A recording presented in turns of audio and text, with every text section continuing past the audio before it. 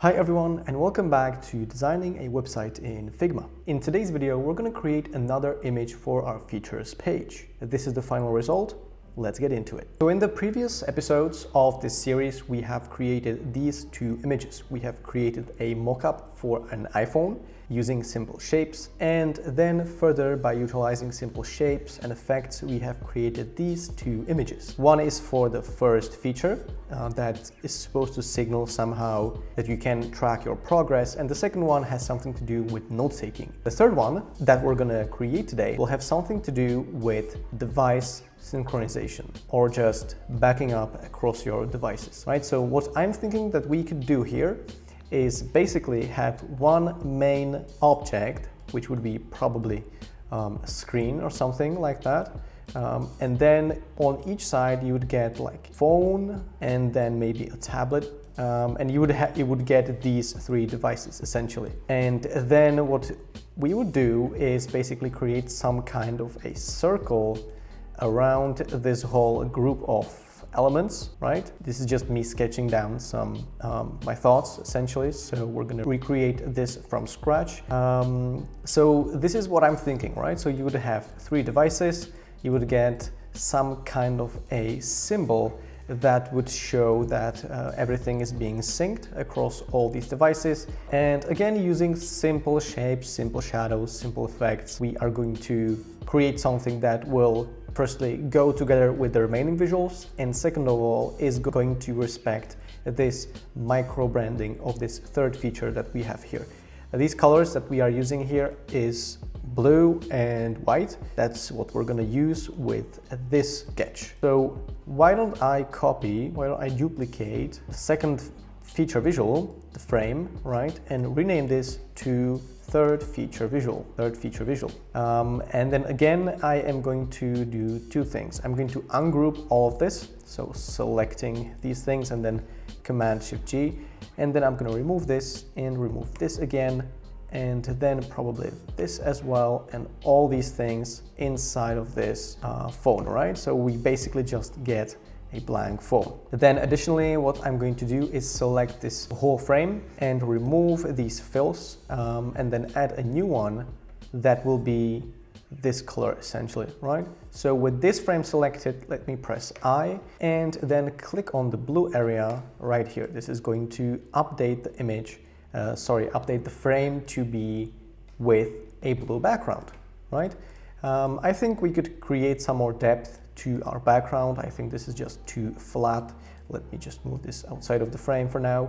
I'm going to add a fill, and this fill is going to be, as you can see, black with partial transparency, and also it's going to be a radial gradient, right? So we are looking at something like this. I believe that's a way to go, right? So something along those lines. And we could also change this to overlay, right? So let me just see what this looks like. Yeah, let's keep this at overlay.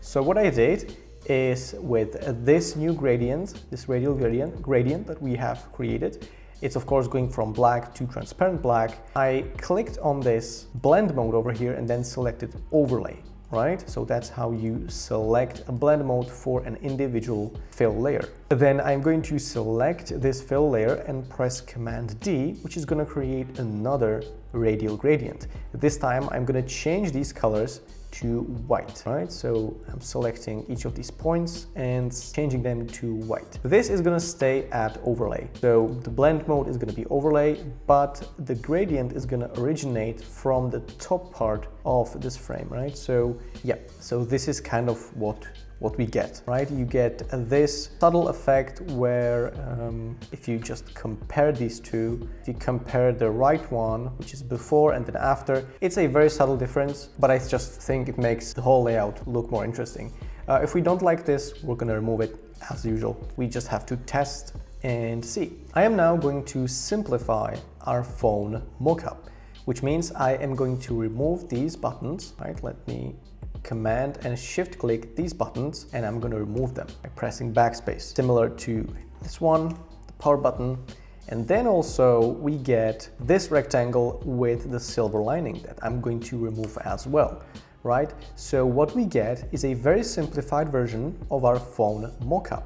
If you want to see how we created this iPhone mockup, check out the previous episode of this series. So the goal here is to basically just show a simple black line with a white fill and then this dynamic island on the top to really simplify this as much as possible. I'm also gonna change the size of this phone. So what I did here is, again, I duplicated this phone.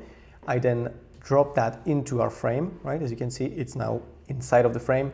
And then I pressed K on my keyboard, right? And then under scale, I'm going to type in, here I'm going to replace that with 50%. This is going to scale our phone down to 50%. So it's half the size essentially, right? So, but then I think it could be, even smaller. So let me do 50% again, which is we're gonna get to 25% of the original size, right? So it's going to be 4 times as small. That's great. Now let me use a rectangle by pressing R and then drawing inside of the frame. This rectangle is going to be, I think, or actually, sorry about that. Let me use the frame tool, right? So frame, similar workflow, but just we're using a frame. This frame is going to have a fill. It's going to be this wide, and then I'm going to duplicate this frame so we get frame 11 and frame 12. And frame 12, I'm going to increase the width by 10 points and the height by 10 points as well. And this frame 12 is going to be black, right? So now we have a frame 11 that's below frame 12. Frame 11 is white, frame 12 is black. Let me move the white on top, and now you can see that we get basically these two rectangles. Now let me move this frame 11 inside of the frame 12, right? So if we now disable the frame 12, we also disable frame 11. So this is going to be our screen contents. We're going to follow a similar visual logic to this phone.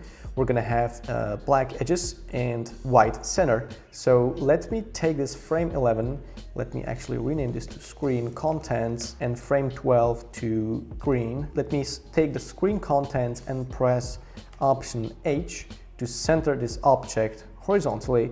And then from the top, I'm going to move that by 5 points. So 1, 2, 3, 4, 5, so that we get an equal distance from all these edges. Right? We are specifically targeting the top distance and the left and right distance. What I'm going to do is change these constraints to left and right, and then keep that one at top, right? And then increase the height of this parent frame. So this screen frame essentially, right? That's going to be slightly taller than the screen contents. I'm also going to make this wider, then maybe resize this to about this size. As you can see, this one is maintaining its height, so we're going to have to adjust that to about, I don't know, let's say 130. This is what we get. We could also make it a bit wider, I think. This is just very subjective. So let me now take this screen contents and around these corners to 6, right? So that's going to be the radius. And then the parent frame, that's going to be 6 plus 5, so I think 11, right? So that it matches the rounding precisely. And then what I'm going to do is select the screen contents frame, and then under constraints on the right side, I'm going to select top and bottom. And now you can see how it responds to size change, right? So this is the goal. We could experiment with different sizes, and I think this is way easier than adjusting both of these. So now both of these will be changed accordingly, right? So let me take this screen and center it by pressing Option H so that it's equidistant from both sides. Let me also extend the width and move that 1 point to the left so that it's like dead center, right? Exactly center. And then I think I'm going to change the color of this inner frame of this screen contents to this blue, right? Let's experiment with that. I don't like it particularly, so let me choose a lighter color. Should we use white? I think we should use white for now. Or actually, a small change. Let me change the outer frame to white. So select screen and then press I and click on white, and screen contents to this blue. Right, so this is what we get. I like this one better. This means that we now have to create the remainder of the screen, right? So let me use a rectangle, create one right here, fill it with a white color, center it, make sure it's equidistant from both sides. Now let's just create whichever value of width works well for us, right? So I think this one seems all right. Overlay, probably. Yep, I think this works. And then let me duplicate this rectangle and just create like a stand for our screen, right? Very simple again. I think if we take this one and go to rounded corners and then just round to the top ones, which means this one and this one. Yeah, I think this could work. What about reducing or increasing the opacity to 100 and reducing this one, or switching this one from overlay to normal? Yep, I think this could work, right? So this is what we get now. This is our screen. We are probably going to have to respect this format, this visual hierarchy, so that you get like blue on the screen. So let me select this rectangle and then sample the blue from here. And then with the black color that we have here, under selection colors with this font selected, I'm going to change the black color to white so that this is what we get. Now this is great and everything, but I think we could make this line a bit stronger, right? So if I go into group 315, into this phone group, and select this rectangle, I can change the width of the stroke to 2, 3. What if we tried 3? Yeah, I think that goes well with the remainder of the illustration. Let me also move this rectangle a few points downwards so that we simplify this whole shape, right? I think this is better. I think this is preferable than the tablet device, right? So we sketched out that we're going to have a screen, a computer screen, a phone, and a tablet. So with the tablet, I think that's going to be very simple as well. I'm just going to duplicate this phone and change the size of the phone, right? Essentially. So let me just change the size like this, and voila, you got yourself a tablet. However, I think I'm going to remove this thing because I believe that it's not very common to see an element like this on a tablet screen. So let me just remove this. Yeah, so there you go. There's your iPad Pro, I guess. You usually get just a simple shape with tablets, right? So let me also maybe increase the strength of this line. How to arrange these? I don't know. I think we could move this one into the background, right? So you would get like a tablet in the background essentially.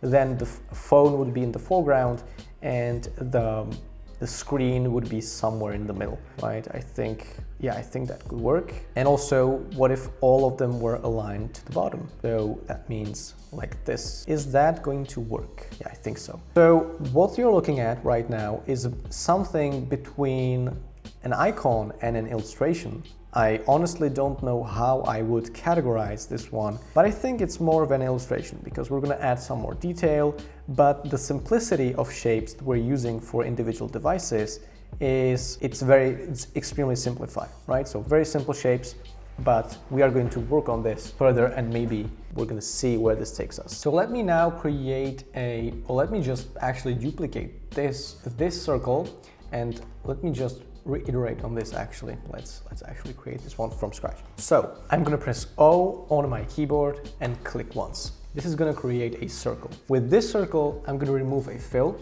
right? And add a stroke, right? Then I'm going to center this stroke so that it's in the center. I'm going to increase the width of the path of the stroke. And then what I'm going to do is select this and create an arc. So with this selected, I'm going to hover over this circle right here and then click and drag to create a sweep like this. So this is our arc. At the same time, you can see these numbers changing on the right side, and I'm going to change the last one to 100, right? So we just get this, basically. This is what we get, right? So I don't like the look of that. So let me change the color of the stroke to white and use the stroke on our screen. Let me center this and then make it bigger like this. We're just gonna try and make something that encircles basically all these devices. So let me move this starting point to here, and then the starting point will end, I don't know, like here. Maybe it's gonna be smaller or bigger. I think we could play around with the position of these devices. So maybe we could duplicate this one. First of all, make this one stronger, so 4 points. Then let me duplicate this one, rotate it, make it bigger, right? So it's going to be like this big. And then let me play around with these circles, these start and ending points to produce something interesting. We're just going to play around with these points to create something that looks interesting. Yeah, so I think the first circle, the inner circle, could go like this, and the second circle could go like this. Why don't we try that? Now what I'm gonna do is select the bigger circle, the bigger ellipse, and go to layer and go for overlay.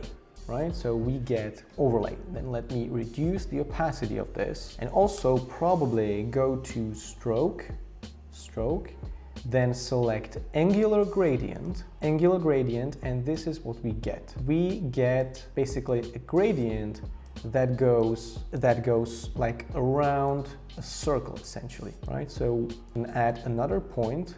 I'm adding another point, and one of those is going to be completely, actually two of those are going to be completely transparent, and one of those is going to be completely visible, right? So, and now we're just going to have to play with the positions of these individual points to arrive at something that looks good, that works well within this layout. So now it's all about experimentation. We experiment with those. Let me add another one, reduce the opacity to 0. Yeah, so we got 4 points. 2 of them are transparent and 2 of them are fully visible. And then you're just gonna have to play around with the specific position of the gradient. I know it's a bit challenging, this one, but this is the result that we got. So I'm going to keep that at overlay, and I'm going to reduce the opacity to 40 and then or 50, and then decrease the width of the stroke to like 2. So this is what we get, right? Maybe even smaller, increase the sweep. Yeah, and then this one, I'm gonna play around with these positions, right? So we get a circle that starts here and goes all the way, around the screen and then ends here. And this one's gonna have a radial gradient, an angular gradient as well. So under stroke, I'm gonna click on this color, go to angular gradient, and then just move this one all the way here. And so what we need is that the gradient starts to go transparent somewhere around this area, and then this whole area is going to be visible. So as you can see, that means we're going to have to add another point. I'm going to move this new point all the way over here, and then increase the opacity of this specific point to 100, right? So this ensures that there's 100% opacity all the way around this part of the circle. Here, however, as you can see, we have to take this point and move that somewhere around here, right? So this is what I'm doing, so that it's not at the very edge, but slightly to the left, and this is essentially just gonna happen. This is really hard to explain, like what I'm doing on the screen currently, because it's simply too much going back and forth, right? So just keep in mind that you have to pick an angular gradient, and then you just have to experiment with these points and with the rotation of this gradient, right? So that's how you get this result. So I think we could also add an ellipse. So press O and click once, and this is going to be like an ellipse at the end of the stroke. So we kind of created this thing right here.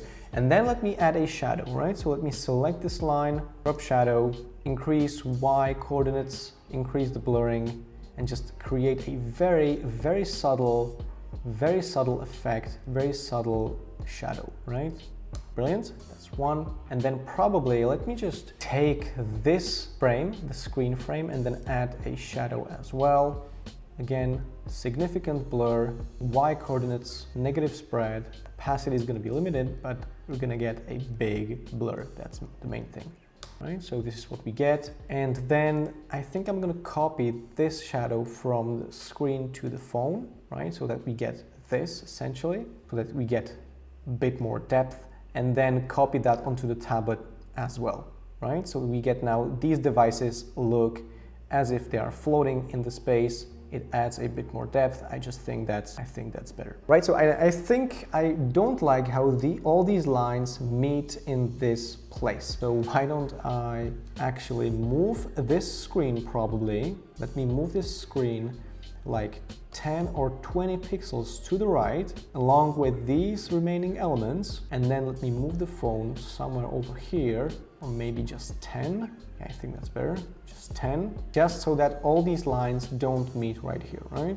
That's the goal. Or maybe even we could move it to the left. Why don't we try that? We're trying to make sure that this whole image works visually, there's nice balance and everything. So yeah, it's gonna be a challenge. So let me select all of these and then move them to the left, right? So this is what we get essentially right now. Right, so you get multiple devices, you get something along the lines of synchronization, and you also get these lines that are further supporting this this message. And then let me also duplicate this outer one and maybe create another circle outside of all of these, a bigger sweep, start right here, and maybe a decreased stroke width of 1. Yeah, I think this works well. I think this is nice. Yeah, let me move this one into the background. Yes, I like this. So I took these outer ones and moved them into the absolute background. So Command, Option, left bracket. And so I'm gonna copy this icon from over here,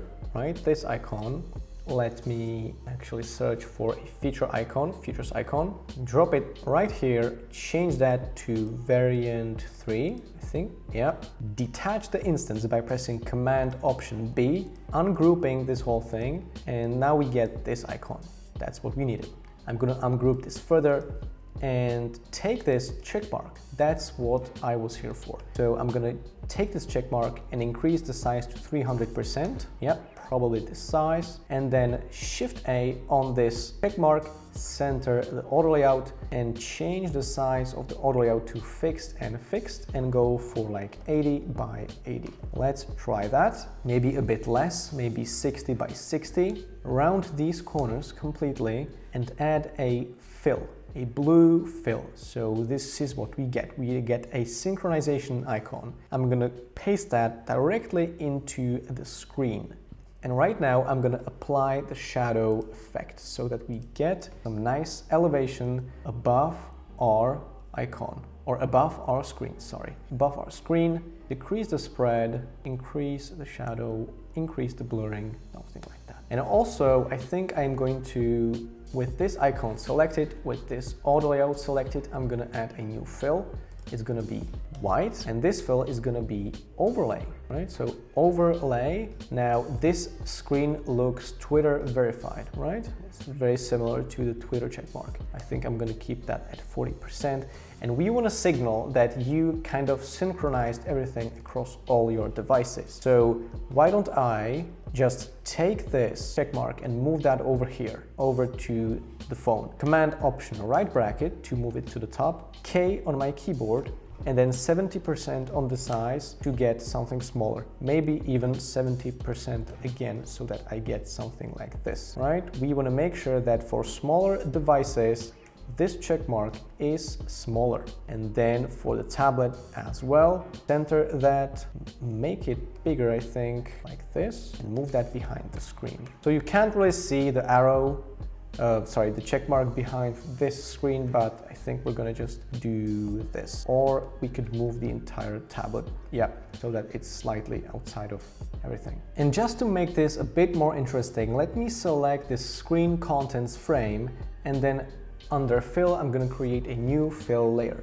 This new fill layer is going to be a linear gradient going from white to black, right? So this one is going to be white, going to be at 100% opacity, right? So going from white to black, it's going to be at overlay, and it's going to be at like 40 or 50%, something like that. Then I'm going to select this fill layer, copy that, Command C, and select these rectangles on the phone and on the tablet and paste that in. So this is what we get, right? The screens look a bit more interesting than the background. It kind of pops more, right? We made it pop essentially. And right now I think I'm just gonna experiment with another circle. So let me change the sizes of these two circles so that they are, closer together. Then let me actually duplicate this last one, Command D, make it larger, change the stroke width to 0.5, right? So we get a 0.5 stroke width, and a situation where you get many of these circles so it looks, I don't know, visually interesting, I guess. These things tend to be very subjective, so just try multiple versions and select the one that you like personally or that your clients like. Yes, I think this tutorial is getting very long, so let me just select all of this, Command G, center that against the background, Option H, Option V, then select this, Command Shift C, copying as PNG, copied as PNG, brilliant. Select this rectangle directly and Command V. And we got an image for our third feature. So let me launch the prototype. We are on the home page now. Let me just hide this interface. Features. We got the first one, we got the second one, and now we got the third one. So yeah, again, apologies for this taking so long. I hope you enjoyed this tutorial. I hope you learned something new. If you did, make sure to press the like button and check the playlist in the description where all of these episodes of designing a website in Figma are compiled. Thanks for tuning in, and I will see you in the next one.